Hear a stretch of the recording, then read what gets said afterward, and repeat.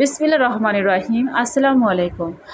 আপনারা সকলে কেমন আছেন ভাই ও বোনেরা? আশা করি ভালোই আছেন। আমরাও সকলে ভালো আছি আপনাদের দোয়ায়, আলহামদুলিল্লাহ। তো আবারও চলে এসেছি কিচেন রুমে। তো আজকে আমি মেন মেনু একটা বানাবো খিচুড়ি। যেহেতু আজকে এখানে প্রচুর পরিমাণে বৃষ্টি হয়েছে, সেই কারণে আজকে সকাল সকাল উঠেই দেখলাম প্রচুর বৃষ্টি হয়েছে। যেহেতু ভোর থেকেই হচ্ছে, ফজরের অক্ত থেকেই হচ্ছে, তো সেই কারণে সকাল সকাল উঠেই ভেবে নিয়েছি খিচুড়ি বানাবো। আর বাঙালিরা বেশিরভাগ তো বৃষ্টি হলে ঠান্ডা মৌসুমে খিচুড়িটাই বানাই, যেহেতু বেশিরভাগ বৃষ্টির সময়তেই বানাই। তো সেই কারণে আমিও ভাবলাম আমিও বানিয়ে নিই, যেহেতু আমিও বাঙালি।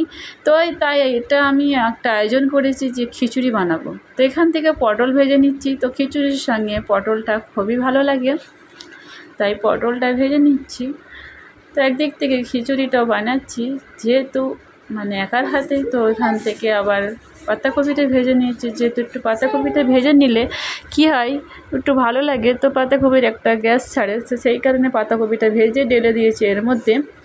তো এখান থেকে আলু ভেজে নেবো, হালকা হালকা করে আলুটা ভেজে নিয়ে দেবো, কারণ একদম কাঁচা কাঁচা আলু দিতে গেলে তো এটা একদম গলে যাবে, সেই কারণে। তো সবটাই আমি আপনাদের সঙ্গে শেয়ার করলাম ভিডিওটা কীভাবে বানাই। তো যেহেতু আমি কুকারে বানাচ্ছি, আপনারা চাইলেন পাতিলাতেও বানাতে পারেন। তো যেহেতু আমি সবসময়তে কুকারের মাধ্যম থেকে বানাই, যেহেতু আমি কুকারটাকে বেশি ইউজ করি, তো সেই কারণে।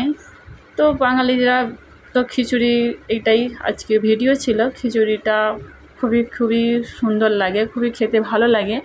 তাই খিচুড়িটা আজকে বৃষ্টির সময় বানিয়ে ফেললাম। কেমন করে বানানো আপনাদের সঙ্গে অবশ্যই শেয়ার করলাম। আর এখান থেকে মাংসটাকে রান্না করে নেব, যেহেতু ঝটপট আজকে খিচুড়িটা বানিয়ে ফেললাম। তো এইভাবে বানিয়ে ফেলবেন কুকারের মাধ্যম থেকে। তো আপনাদের যেটা ভালো লাগে আপনারা করবেন। তো এখান থেকে আমি ভাজা পেঁয়াজ দিয়ে দিলাম ম্যারিনেট করে রাখার জন্য।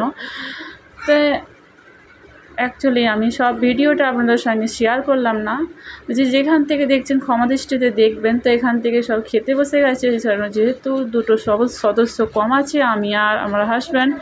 তো এখান থেকে খাওয়া দাওয়া কমপ্লিট হয়ে গেছে। তো বিকালের দিকে একটু তরমুজ খেতে খুবই ভালো লাগে, তাই তরমুজটা খাবার জন্য আপনাদের ভাইয়া এসেছে নিয়ে।